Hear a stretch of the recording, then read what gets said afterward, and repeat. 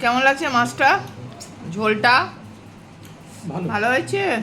আচ্ছা, পটল খেলে না? পটলটা যে খাবো খাবো করলে দুটো তুলে দিতে পারছি না, দুটো পটল শুধু। তো না বললে কি করে হবে? না, না, একেবারে রাতে এখনো একটু খেয়ে দেখ। না, এখন কোথায় নেবো? ও শুধু তরকারি খায় না আমাদের মতন। তবে মানে আমার মনে হলো পটলটা আর একটু ইয়ে হলে তবে ভালো লাগবে। এখন কচি পটল তো মানে, একটু বিচি বিচি না পটলে এখনো গন্ধটা আসেনি।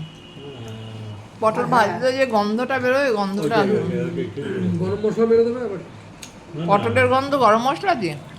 বাবা, তোমার কাছে তোমার কাছে আর যাই বলো, রান্না শিখতে হবে এখন।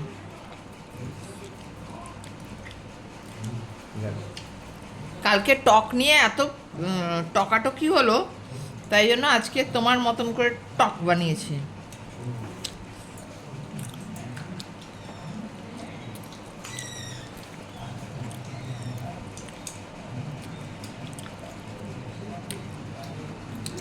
মাছের কাটা বাছতে ব্যস্ত। হ্যাঁ, না কাটা আছে, খুব ঝামেলা। তাতেও ঢুকে গেছে। আমার তো মাড়িতে ঢুকে যায় না।